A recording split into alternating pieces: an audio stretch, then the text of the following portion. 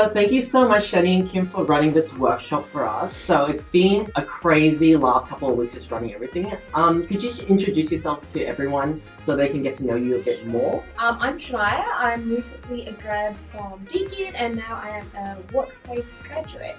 Hi, I'm Kim. I am going into my final year at Deakin and can't think of another thing to say.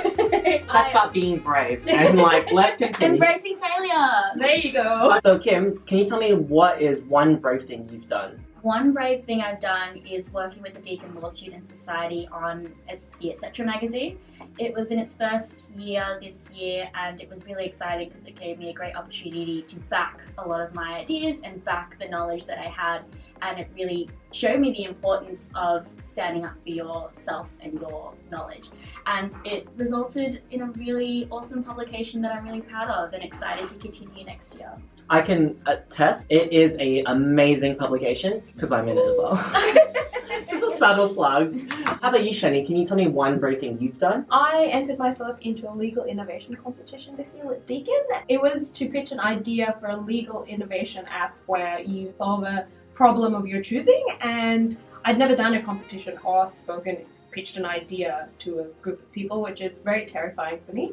I did that and I met Kim for the first time, so that was great as well. It was interesting because I'm not used to talking to a group of people, and that taught myself that, okay, if I can slowly start increasing the group of people that I talk to, that I'll get over it. So for this workshop, we've really crafted a range of different activities that we are really excited to present, and one of them is actually drawing your inner saboteur. We won't show you what we've actually drawn yet, but Kim, can you describe what your inner saboteur looks like and what's the environment it lives in? So my inner saboteur is just someone who is slightly better than me in every single way. So slightly better looking, slightly more accomplished, slightly knows more about everything than I do, and just looks down at me and it's like, oh, what is she doing? Expressing her ideas again? Going out on a limb? Oh god. It's like a slightly older doppelganger that has a Naomi Campbell personality. Yeah, literally. Just Love that. everyone who's who does she think she is?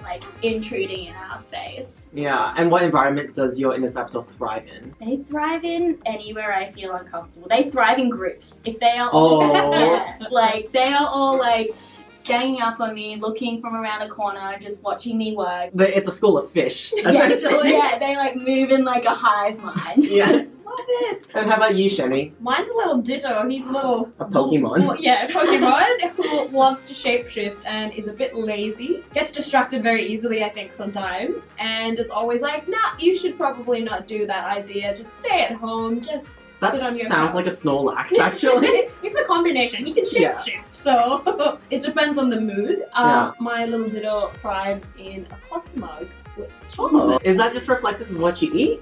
Maybe. And I think that's when I get a bit more oh my god, I'm getting a bit more overwhelmed with everything. Yeah. So thank you so much for running this amazing workshop and working so hard over the last couple of weeks with me. I'm very excited about what you guys will present, and I'm sure everyone will learn something new. Exciting times. I'm so excited to run it. So expect the unexpected, because we plan to really be brave and go against the grain in what a traditional workshop looks like. And honestly, you're in great hands with amazing people already. Thank you guys, and we'll see you there. Bye!